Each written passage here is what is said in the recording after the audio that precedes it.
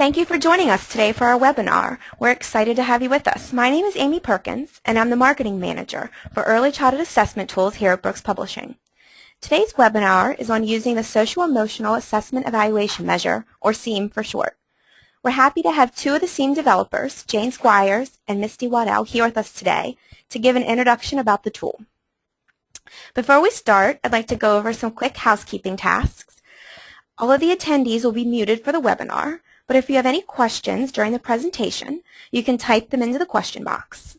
And we'll take these questions after the presentation during our Q&A portion. For best audio and screen quality, you may want to exit any unneeded programs. For the presentation, you might want to minimize the GoToWebinar bar on your monitor so you can see more of your screen, and you can do that by clicking the orange button with the arrow in the top corner of the control bar. And if you'd like to then enlarge the bar again to ask a question, you can just click that orange button again and it'll pop back out. Also, we're recording the webinar, and you'll receive a link to the recording in a follow-up email tomorrow. And we're also going to post the link to the recording on the Brooks Publishing website. And feel free to share that recording with your colleagues who may not have been able to join us today. Now I'd like to introduce our speakers, Jane Squires and Misti Waddell. Dr. Jane Squires is Professor of Early Intervention Special Education and Director of the Early Intervention Program at the University of Oregon. She is also Director of the University Center for Excellence in Developmental Disabilities and the Center on Human Development at the University of Oregon. Dr. Squires oversees research and outreach projects in the areas of developmental screening, implementation of screening systems, early identification of developmental delays, and the involvement of parents in monitoring their young children's development. Misti Waddell is a Senior Research Assistant and a Project Coordinator at the Early Intervention Program at the University of Oregon. Ms. Waddell provides field supervision for early intervention graduate students and has conducted training with early childhood teachers and parents on developmental and social-emotional screening, assessment and intervention, including training on the Assessment, Evaluation, and Programming Systems for Infants and Children, APS, and the Ages and Stages Questionnaires 3rd edition and Ages and Stages Questionnaires Social-Emotional. So we're happy to have both of them here with us today, and now I'd like to turn the presentation over to them. So thank you for joining us. Thank you, Amy. This is Jane Squires, and I'm very happy to be here today and have this opportunity to speak to you about the SEAM, or the Social Emotional Assessment and Evaluation Measure. I noticed in the list of participants that there were some familiar names as well as some new ones, so I welcome you all, and hopefully we'll have a good amount of time at the end that you can ask some of your questions. The SEAM is a programmatic tool for use with children and their adults, caregivers, and we're kind of using caregivers in our presentation, and what we mean are parents or other providers that spend a lot of the time with a young child. So it's really a programmatic tool to foster positive social-emotional development, and it is specifically a curriculum-based assessment. Most of the information that we'll give you today we've gathered on the assessment portion, and the curriculum portion is still under development. We're really focusing on the Tier 2 if we look at a 3-tiered approach, or the pyramid model for supporting social-emotional development. So these are targeted social-emotional supports for really using for prevention and remediation. However, I am familiar with some child care programs and other programs that are really wanting to use the SEAM for Tier 1. They're saying we want to make sure we have a really high-quality supportive environment, and they're asking parents to fill it out so that they get input about what some of the parents' concerns are, what the child's strengths, and some of their needs are. So, as I mentioned, Targeted 2 is the second level where we're really looking at systematic approaches for teaching social-emotional skills for prevention and remediation. And this is where we have developed the SEAM, where we really saw a need for a tool that we could use for both people, for young children that had social-emotional needs, and also that didn't qualify for specific services, that didn't have at their availability didn't have qualified mental health practitioners. So this is really for those children that need a little bit more support in their social emotional areas, or as I said, for Tier 1 for programs that might have some at-risk children that want to have a really strong foundation. So the purpose, to reiterate, is to assist in preventing social emotional difficulties, in developing functional, meaningful, measurable goals and intervention content, and to optimize parent-child or caregiver-child interactions in those first years of life. So the SEAM is based on the link system framework, and it's meant to be used, again, as I mentioned, in a programmatic setting, so for home visiting programs, for classrooms, for even early intervention, early childhood classrooms, in which first you would do screening using the ASQ SC, which is targeted on social emotional development. Through that, if there were concerns that a parent raised, or certainly if the child was really near the cutoffs or right below, but there wasn't a clear referral source, then the SEAM could be used if in the case that there weren't a lot of community resources available, or if these were going to supplement, say, mental health services in the community. So through the assessment, you would get a goals development, and then the intervention content, or you would actually, at this point, have some of the goals and objectives that you would turn into the intervention content, and then the evaluation, you would use the assessment again. So this is really similar, if you're familiar with the APS, it's similar to that framework. Okay, so now we're going to talk about the SEAM components, and there are 4 components that we're going to talk about.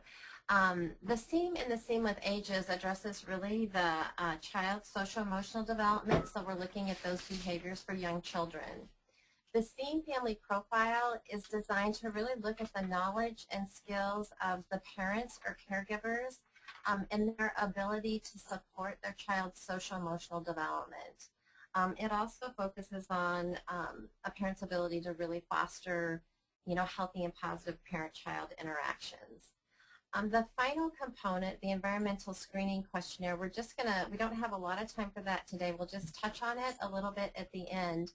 But that really focuses on risk and protective factors that may impact a caregiver's ability to optimally support their child's social-emotional development. So there are 3 developmental intervals in the SEAM. There's the infant, the toddler, and the preschool interval. And the infant covers the developmental age ranges of 2 to 18 months. The toddler covers the developmental age ranges of 18 to 36 months, and the preschool 36 to 66 months. There are 10 benchmarks that are very similar that are included for each of the intervals, and we'll talk about those in just a minute. And there are items that we'll be looking at in terms of child's development in the social-emotional area for each benchmark, and the number of items varies per benchmark. And so there's a range of 3 items per benchmark all the way up to 8 items per benchmark, and it really depends on those skills that are really important for children to be learning within each of those targeted benchmarks. The SEAM is designed to be completed by the parent or the caregiver. There are many different formats, and we'll talk a little bit more about that, but optimally it can be completed by a practitioner or provider through an interview format with the caregiver. So what we have here is we have an example of the toddler cover sheet, and the identifying information is the toddler up at the top that includes the developmental age range. And the cover sheet includes kind of identifying information. It provides brief instructions on how to complete the SEAM and how to interpret the examples that are provided, which we'll talk a little bit more about.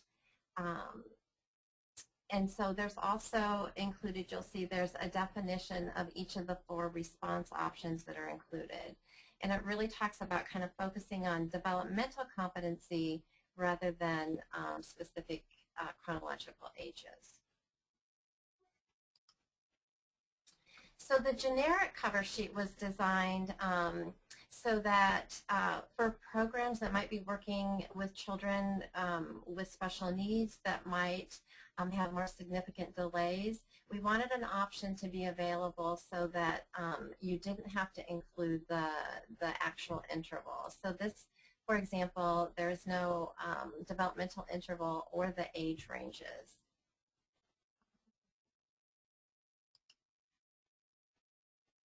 So the SEAM Toddler benchmarks, this is an example from the Toddler, but again, these benchmarks are really consistent across all of the intervals, the infant, the toddler, and the preschool version. So the first benchmark is that the child demonstrates healthy interactions with others. And so an example of an item within that benchmark might be that the toddler initiates and responds to affection. The second one is the child expresses a range of emotions. And so an example of an item from there is that the toddler identifies his or her emotions with your help. The third benchmark is regulates social emotional responses. And so an example of an item for that benchmark is that the toddler responds to soothing when upset. The fourth benchmark shows empathy for others. An example within that benchmark would be that the toddler uses words to talk about another child's emotions. The fifth benchmark shows attention and engagement. So an example might be the toddler makes eye contact with caregivers and peers. The sixth one is about children demonstrating their independence. And again, from the toddler example, an item is that the toddler can separate from you in familiar environment with minimal distress. The seventh benchmark displays a positive self-image, and an example of an item from that benchmark is that the child tells you what she did or her accomplishments or what she accomplished. Let's see, the eighth one is that the child regulates their attention and activity level. And so an example from that benchmark is that a child stays with motor activities for 5 minutes or longer. And then the ninth benchmark, the toddler cooperates with daily routines and requests. And again, so an example might be that the toddler follows routines such as bedtime routines, bathing routines, that kind of thing. And then the final one shows a range of adaptive skills. An example of that item might be that the child is able to fall and remain asleep with few problems.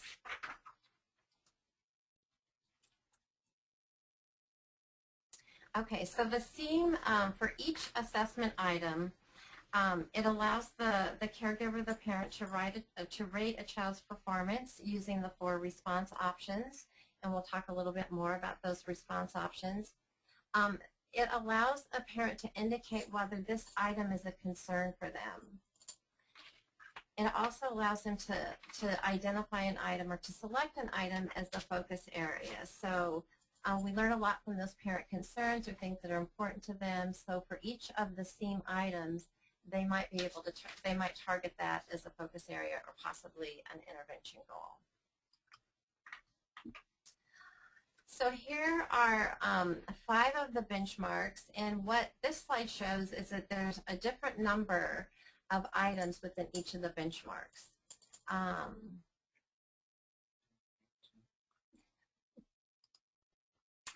So here's an example. So for the first one, you'll see that there are 4 items associated with the first benchmark, that the child participates in healthy interactions.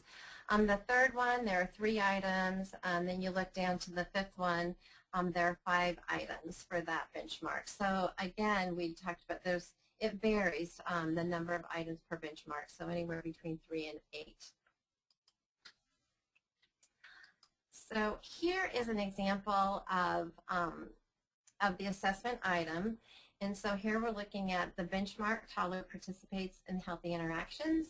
And the item is that the toddler lets you know if he needs help, attention, or comfort. And what you'll see below there are several examples that express how a child might exhibit this behavior. And so what we like to share is that children may demonstrate these skills in different ways, and it may depend on the child's age, the child's developmental stage, or possibly culture and family expectations. And then there are your response options to the right. Very true. This is very true of my child. This is somewhat true of my child. This is rarely true for my child. Or this is not true yet for my child. And then there's a space for indicating if that's a concern for the family and if it's something that they're targeting as a focus area.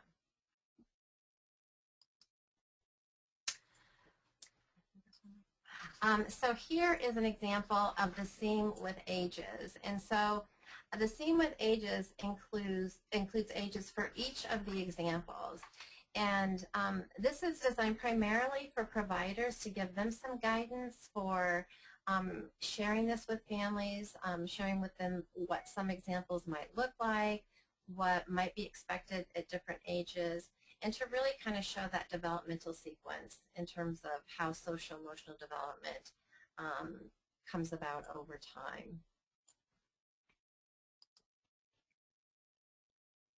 And I'll just add about the ages. They're very approximate. They're not necessarily, or we don't really recommend you showing them to parents.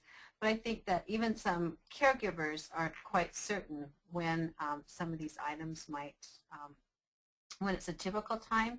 And so what we'd want to do is to make sure that the interventionist was pinpointing items that were at least in the developmental range of that child.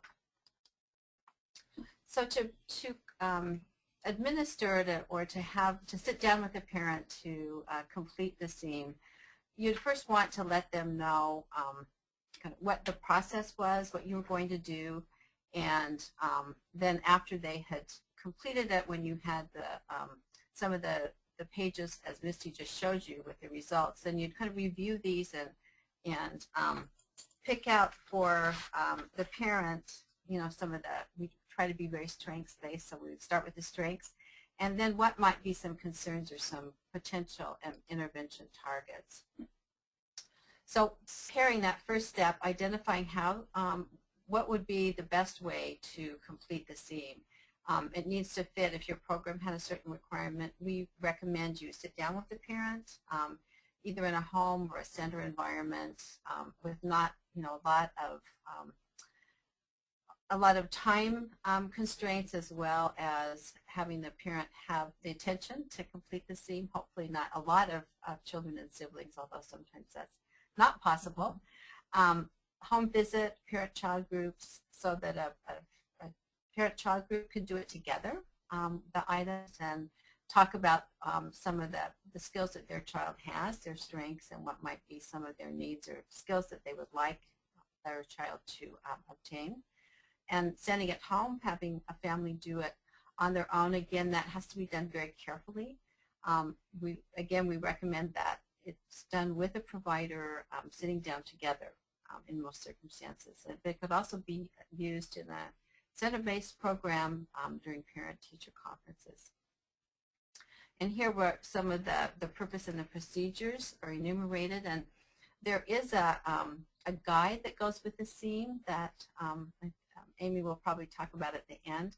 And we have all the, you know, just a brief dialogue, some suggestions both for how to explain what it is, how to, you know, some of the good language or suggested language that would get over what the SEAM is and what the purpose is. Again, for each individual family, for each program, you're going to want to individualize that. And also, we talk about this later, it might not, the items might not be appropriate for all cultures, all individual families, and that has to be individualized as well. So the purpose, just talking about it as a closer look at social emotional development, focuses on skills that children need and really helps you identify and support your child's social emotional development. We ask that that the caregiver reads each item considers the examples and then thinks about his or her child's behavior before selecting an answer. And again, the examples are just meant to show different examples of what the behavior might look like. There are lots of other examples, but they're ones that we identified and that also that we could pinpoint ages with that would be anchors, in a whole series of possible examples. Before selecting your items, you might want to observe your child if you're not sure. And again, I just mentioned this, that examples are how the behavior might look, but that it's not really prescribing that it has to look that way.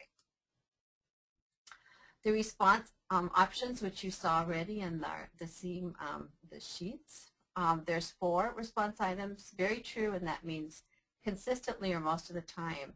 And on the SEAM, we're asking about competence or behaviors that the child should have. And so for very true means this is a behavior my child has.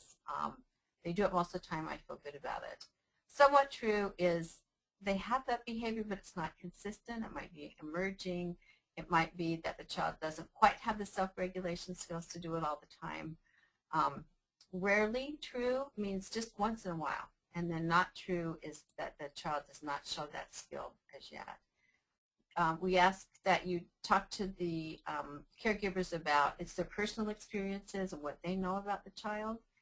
We wouldn't expect even a classroom teacher and a parent to totally agree that these see different samples of behavior, and it's really, if you're going to do it with a parent, you might what their experiences are.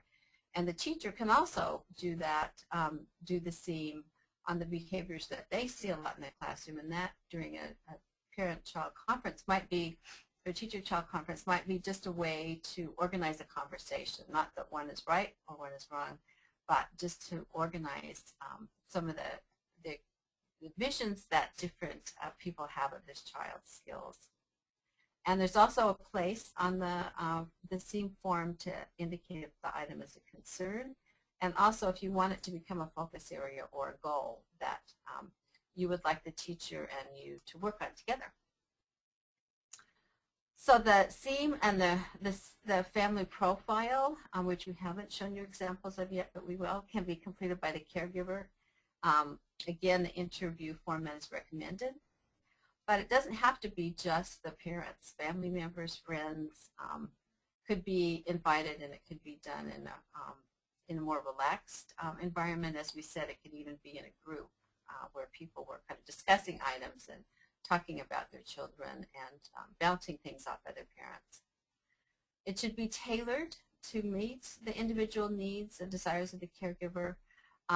And again, you can explain the developmental ranges and really omit questions. Don't ask them if you know, for instance, that eye contact is not encouraged in the family.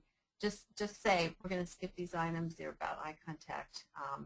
Or you can ask the parent, even if when you ask an item, if they feel like they do not want to answer it or want to skip it, that's fine.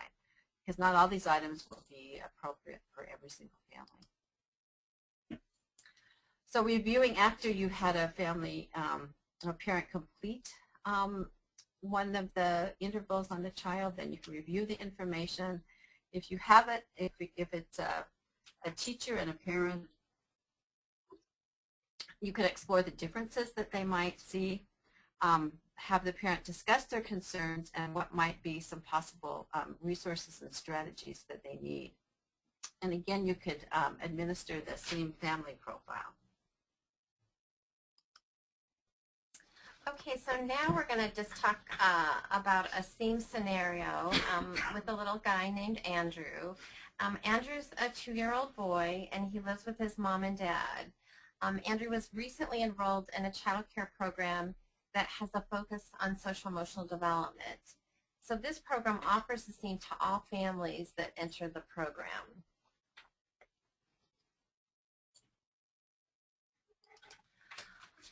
So the way that the SEAM is used in this situation is that this family decided to complete it on their own, and then they met a bit later to talk about the results with the child care provider. So during that meeting, they talked about summarizing Andrew's strengths based on the results of the SEAM that the family completed. And then another thought would be is that they would identify 2 possible areas of focus or intervention goals using the completed SEAM. So let's just take a look at some of the responses for Andrew. So here we've got the first benchmark, Toddler participates in healthy interactions. And Andrew's parents, for that first item, Toddler lets you know if he needs help, attention, or comfort. They indicated that this was very true for Andrew. They also looked at, said it was very true that he initiates and responds to affection. They also said that it is somewhat true, not very true, but somewhat true that he talks and plays with other people whom he knows well. And that's somewhat true that he initiates and responds when you communicate with him. A couple of other strengths that came up, we're not showing his entire SEAM, but just showing some of the items. But that Andrew, it's very true that he smiles and laughs. He points to himself in pictures. Somewhat true that he tells you what he did or accomplished. And that he also knows personal information. So he calls himself by his own name or me. And he also, another example might be that he knows his gender. So here's an example. These SEAM results were used to get a picture of Andrew's strengths. And as Jane mentioned earlier, the tool is really a strength-based tool. It is looking at those competence behaviors. So here's what came out of it for Andrew. That Andrew is curious and active and enjoys playing. Andrew is affectionate and he talks and plays with others. His parents said that Andrew is a happy child and he smiles and laughs. Andrew likes attention from his family and he engages in a variety of activities with them. He seems to feel good about himself and his accomplishments. Andrew looks at books and listens to stories that are read to him. He is a good eater. He eats a variety of foods, and he also cooperates with requests. So these were the strengths that were based on how that family completed the SEAM for Andrew. Okay. So let's look at a couple other items. So let's look at the benchmark number 10, the toddler shows a range of adaptive skills. So for 10.1, the toddler eats and feeds him or herself a variety of foods without problems. Andrew's parents said that this is very true of him. For the question, toddler accepts changes in routine settings. They said that this is somewhat true, and that was also a concern. As I mentioned earlier, he recently started a new child care program, and so his parents were really wanting him to be able to accept those changes, and so they highlighted that as something that was a bit of a concern, even though it is somewhat true for him. For 10.3, the toddler falls and remains asleep with few problems. This is something that his parents said is rarely true for him. So it lets us know that there are some things that might not be going exactly how the parents would like in terms of that bedtime routine and being able to stay and fall asleep. And so they had indicated that this too was a concern for them. So basically what happened is they shared the SEAM results with the provider, and they were able to talk about it and discuss. And out of that meeting, what came up is that they did identify some focus areas based on the parents' concerns. So here are some things that they targeted. A couple of things they targeted while at the child care center. So while at the child care center, Andrew will make a smooth transition between activities. For example, going from outdoor play to circle time. They also said that each morning when his mom drops Andrew off at the child care center, that he will separate with minimal upset after she gives him a hug and says goodbye. So these were a couple of things that they wanted to work on in terms of supporting him for that transition going into the new program. They also targeted that after getting upset or engaging in an exciting activity, that he will learn to calm himself within 5 to 10 minutes. And they agreed that this could be worked on in both settings, both at home and both in his child care setting. And then finally, they decided to address the bedtime routine and the difficulty falling asleep, and so they came up with a focus area or an intervention goal that they wanted to target, that after a bedtime story and goodnight hug and kiss from his mother or father that Andrew will learn to fall asleep and remain asleep throughout the night. So this just shows an example of how the items from the SEAM can be translated into intervention goals based on the family's concerns and priorities. Okay, so now we're going to talk about the SEAM family profile. And so the SEAM, as I mentioned earlier, the SEAM family profile really focuses on the knowledge and skills that parents have to best support and foster their child's social emotional development. It also is a way of identifying areas where parents or caregivers may need additional support. Again, we're really trying to foster that positive parent-child interactions and to assist parents with and caregivers with the supports that they need to really support their child's social emotional development. And that's what the family profile is designed to do. So what it does is it allows the caregiver to rate their own understanding of an ability to foster their child's development. So the SEAM family profile is completed by the parents or the caregivers on their own. Again, it can be done in an interview format if that's helpful to the family, but the main piece here is that they're really responding to questions about how to best support them, and they're talking about what's working for them and what's not working for them. There are some response options that indicate if a family doesn't understand an item, that they can indicate if they'd like more information about that assessment item. And just as with the child, the SEAM that focuses on child behaviors, the SEAM family profile also has an area where folks can say that this is something that I would like to focus on. I'd like some more information, or I'd like some supports to be able to work on that. So here are some examples. There are 4 benchmarks across all 3 intervals. The family profile also has each of the 3 intervals. And so the 4 benchmarks that you'll see across them are responding to my child's needs, providing appropriate type and level of activities, providing predictable schedules and routines, and providing a safe home and play environment. So so an example for that first benchmark might be that for responding to my child's needs is I know how to support my child's emotional needs.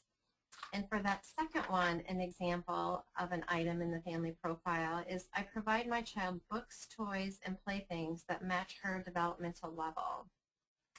And then for that third benchmark, an item example that you'll find on the family profile is that I take time each day to play with my child. So incorporating that into the daily routines and schedules. And then for that fourth one, again, there are several items included, but one example is that I know how to manage my own feelings of anger and frustration that come up while with my child.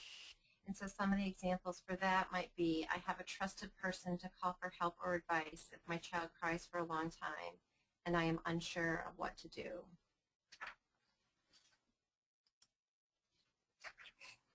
Okay, so here's just an example from the toddler interval of the SEAM family profile.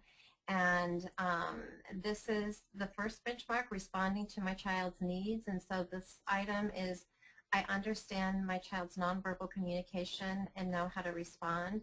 And again, you've got some examples that, that are provided. So for example, my child usually gets fussy when she is hungry or tired and I give her a snack or put her down for a nap. Or I usually hug or talk to my child when she is upset. Then I play a game or read a story. And again, just as with the SEAM family profile examples are just examples. And we want to hear from parents, you know, what's working for them as well. And so there's a space at the bottom for each item so that a parent can give examples of how their child demonstrates that skill and how they respond to it. So kind of looking at, you know, how they're able to respond to their child. So some additional considerations. There are the 3 response options that I'm able to do this for my child most of the time, or sometimes, or not yet. There's an additional box, which I think I mentioned, that says that I'm not sure or I need more information. So we wanted to make sure that caregivers, if they had any questions at all, that they could gain some additional information, or maybe they just didn't really understand what the question was asking.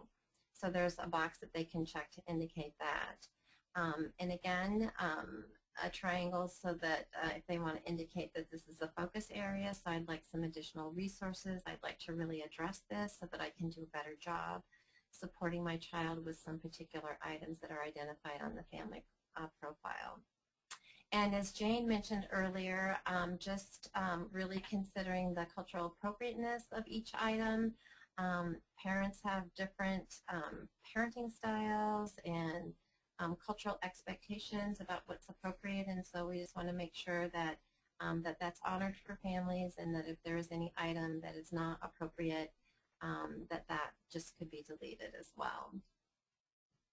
Okay, and so then a final thing might be that one might follow up with the environmental screening questionnaire, which we'll touch on just very briefly in a moment. One of the things that we wanted to mention is that Jane's going to talk a little bit more about the research, but the family profile, we got some very interesting feedback from folks that had been using it in their program.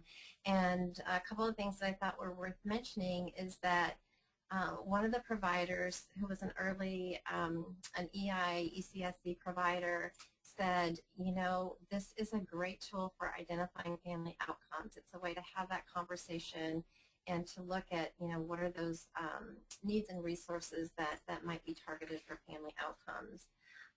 In addition, they said that that they really got new information from families, that even though they've been going on home visits and they felt like they really knew the child by completing the SEAM, one provider said that, gosh, I never knew that that this family was struggling with these certain skills, and so they indicated how helpful it was just to have a tool that really focused on that, so that they could gain what turned out to be really valuable information for serving the family. Okay, so this is just an example of the SEAM summary form. And there is a summary form, again, for each of the intervals. And the summary form, all you can see on this slide are the benchmarks for the first 4 benchmarks on the SEAM. But there's a space for not only all 10 SEAM benchmarks and items, but also the SEAM family profile. So if you could, you know, flip over to like page 2, you would be able to see that there were those as well. So what it does is you can summarize all of your results from both the SEAM and the SEAM family profile. And what you'll see is that for each item you can indicate whether that was a strength for this child, or for a family if that was happening for them most of the time that they were able to do that. And then a place to check if this is a concern and something that you want to follow up and keep monitoring over time. And then that third column, that it's been identified as the focus area or an intervention goal. There's a fourth column that you'll see there that talks about numerical scores, which are optional. And when we did our studies, the SEAM doesn't include numerical values, although when we did our research, we needed to assign numerical values. And we decided that with this addition that it was important to allow that to be an option for programs if they did want to monitor over time using numerical values. So that's an option for programs as well. So I'm going to go through the research section lickety-split so that we have time for questions.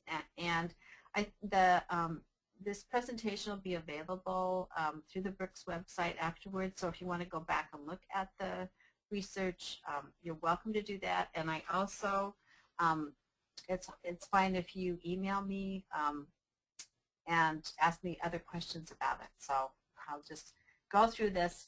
We looked at the psychometric properties, again, of the assessment, not of the curriculum. We had a 5-year grant to study this. We looked at retest reliability, and that is if a child takes or a parent completes the SEAM on a child within a short time span, what the agreement is. Iterative reliability, so classroom teachers and parents, again, we wouldn't expect this to be perfect because these see different samples of behavior. But in general, we had very good results and significant results. We had some interesting things with one of the toddler classrooms because there were some, one teacher who tended not to agree with the other teachers. And I think that's a real life situation that you're really not going to have people agree with scores in measure such as this that is somewhat subjective, but it also depends on the sample of behavior that you see. We looked at concurrent validity, so if we gave a child either the infant or the toddler seeing and some other measures that have established psychometric bases.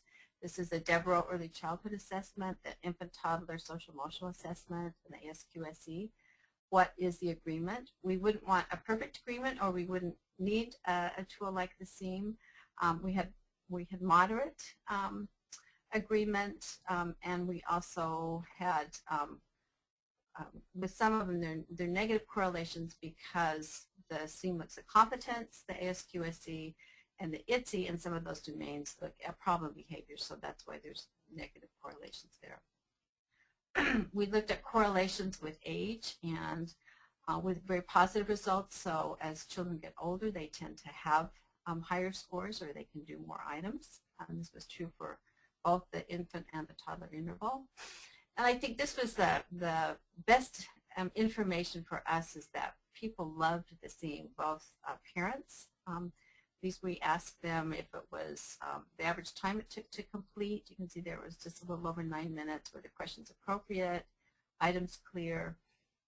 Most caregivers, or 60%, said that it did alert them to skills that they weren't sure about. I think maybe what it does is not alert so much as just focus the attention to some of these social emotional skills that we often don't know how to bring up, or we don't know how to discuss them. Parents also, this really said it allowed me to put my thoughts out there. Our conversation felt non-judgmental. And if there's a concern, it can be a helpful way. So it's really seen as an information gathering tool, but it's really done with the parent as part of the team, so that you're asking them about their thoughts and their concerns. Providers also gave us very positive feedback. They helped to explain to parents what to expect, and it felt like, I loved this when it felt more like a discovery tool than a judgment. Again, trying to take away some of the emotion or some of the judgment in some of these items that may be very difficult for both providers and parents to discuss. Took the emotion out and allowed us to be objective, and it made it easier for the professional to ask the right questions. So to summarize, all the items in the SEAM are competent, so they're skills that we want a child to learn and develop. We've tried to develop a non-judgmental assessment. It doesn't identify specific children, but it really can promote conversations with parents that are focused on social emotional competence. It can be used to develop goals and monitor progress. And the family component that Misty talked to you about really allows parents to identify strengths as well as areas of needed support. And you don't have to use all these different components. Really, programs can choose which really fit their goals and what they're wanting to be doing with families.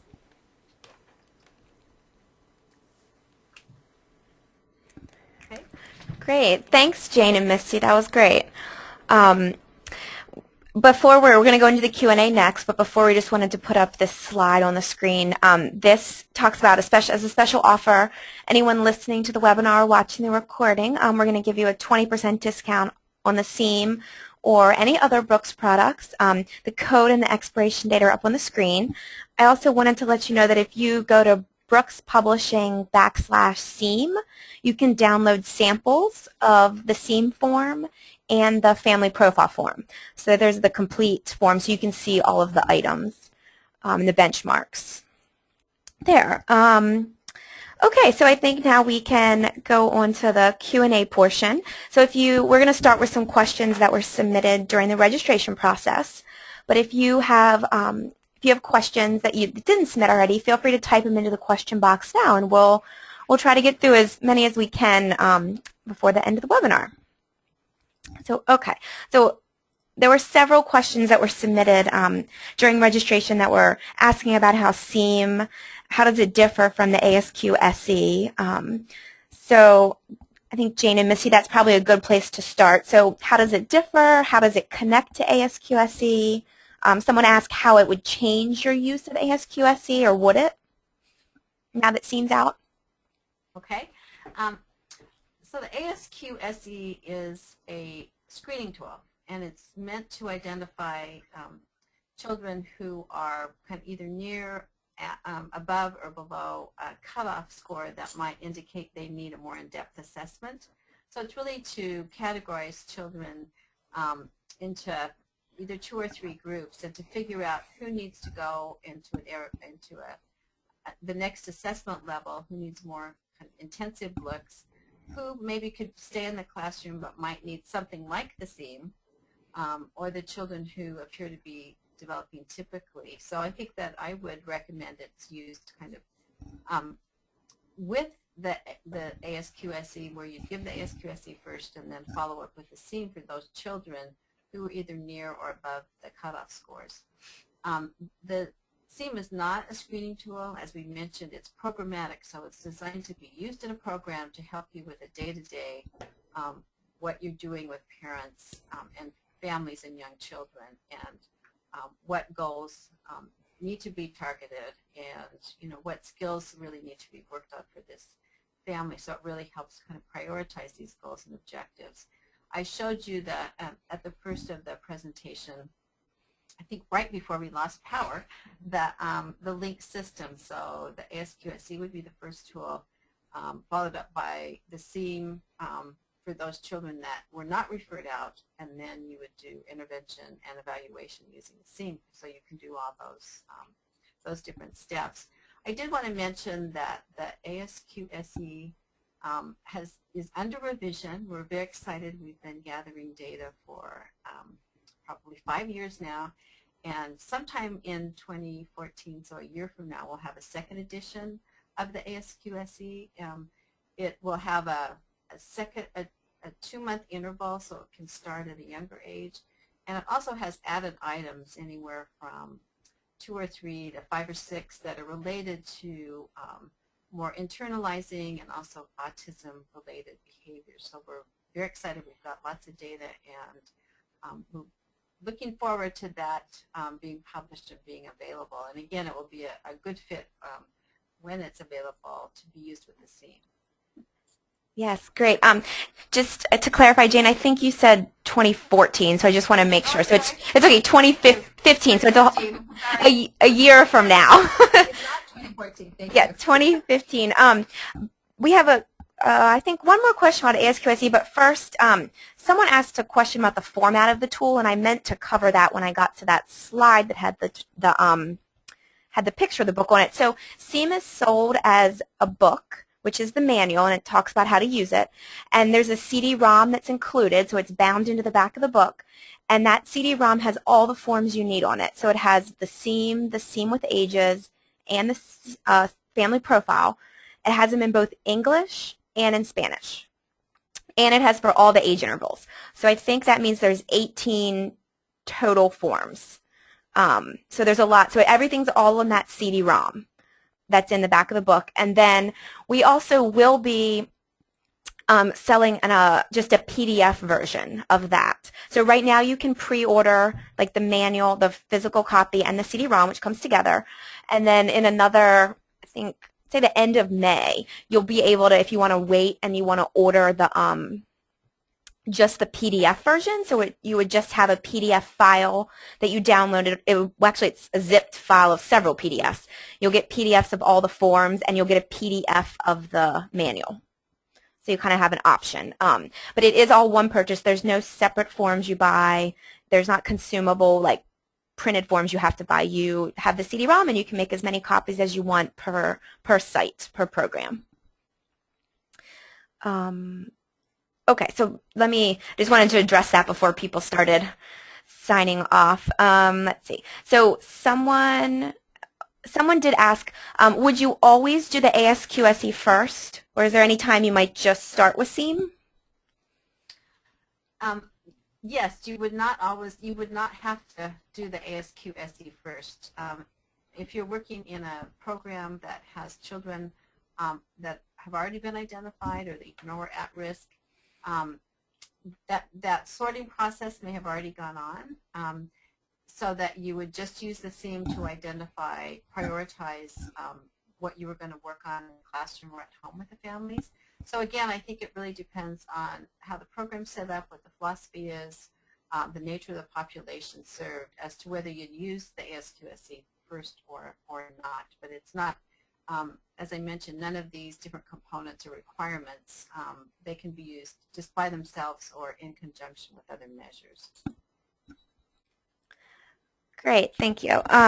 We had several questions people submitted about use of the SEAM and for eligibility and evaluation. So can this tool be used to determine eligibility? Not at this time. I mean, I think that it is a curriculum-based measure. I know that there are some other measures like the AEPS, the Assessment Evaluation Programming System, that have developed cutoff scores so that they can be used as corroborating measures. That might be something that we would do further down the line, but right now it's really, it doesn't have the normative requirements that you could sort children for eligibility. Okay. I think this is a similar question. Someone asked, is the tool evaluative? Does it give a scaled score developmental age? So I think the answer is no.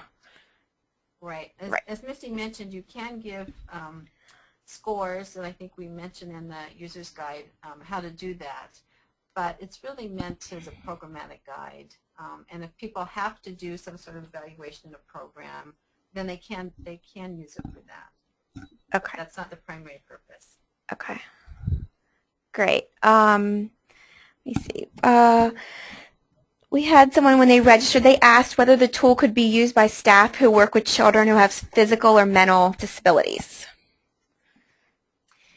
Yes, it absolutely can be, and we worked with a couple different early intervention, early childhood special ed programs who were serving that population of children, and originally, actually the grant that we had, since we know that kids with disabilities can sometimes struggle in the social emotional area, our project was really targeted at those folks that are working with those populations, and they found it to be really useful.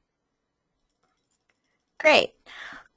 We got several questions submitted about from people who were listening about the ESQ, and they asked if you could talk a little bit more about the ESQ, and then someone else asked how it differs from like the Eckers or the class tool.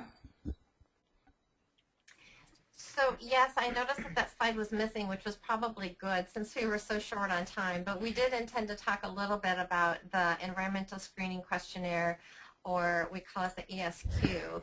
And as I mentioned, that's really looking at kind of those risk and protective factors that we know are really important for supporting families and being able to optimally support their child's social emotional development.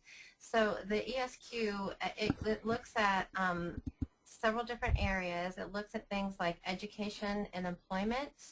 It asks questions about housing to make sure that folks have adequate and safe housing for their children. It looks at child and family. So looking at kind of things like health insurance, alcohol or drug issues. There's a section that talks about economic and financial. home and family, as well as community. So it's really looking at the risk factors in a child's life, and these are mostly centered around the parent and their housing, their jobs, their safety, all those different items. And there's a lot of kind of controversy among us developers about, where are the lines? Should we be asking these things? Is this too invasive? And so this form is really for only programs that feel comfortable asking about things that that may be very personal for a family. They have to have that kind of relationship, that agreement with parents.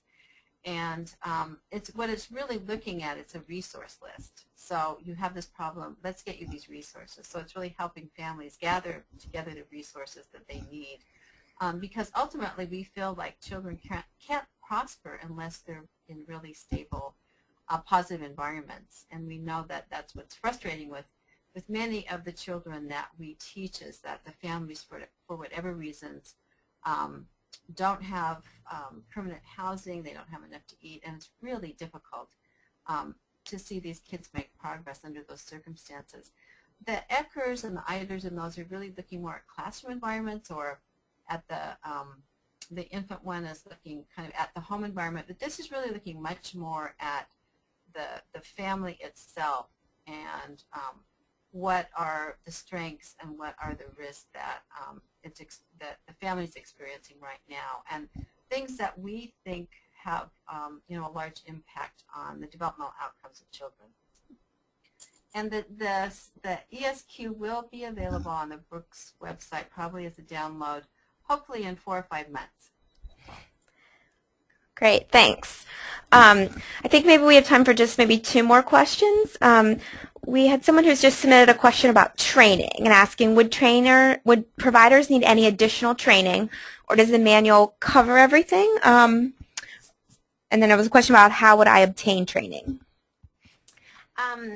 So the SEAM, there is a user's guide that accompanies the CD-ROM, and so it does go through and gives you information about how to use the SEAM. Training, we have done training, and people find it really helpful to have that, in terms of providing, case studies so that folks can kind of get into and work with it. So, and SEAM training will be provided through Brooks Publishing, and we're just working on getting that set up and going. Yep. So it's not required, but I think it's helpful. Great. The information about the training should be on our website, probably maybe in like another month, to kind of coincide with when the SEAM comes out. And then we had someone submitted a question during the registration process asking whether the SEAM was connected as part of our ASQ Online system. That's the system that manages the ASQ 3 and ASQ SC electronic questionnaires. So no, at this point there isn't a plan to incorporate the SEAM into that system, but I think that's a good question and something for Brooks to think about. So I think if we didn't get to your questions, or if you had a more specific question, we're going to follow up. We'll send some emails after the fact. But thank you very much for joining us. I apologize for some of the technological delays, but we really appreciate you staying with us. Tomorrow you'll get an email with a link to the recording. And if you have any questions, please feel free to respond to that, and we'll get that here. Jane and Misty, thank you a lot for presenting. Thank you to everyone, and thanks for your patience, too. All right, everyone, have a great day. Bye-bye. Bye-bye.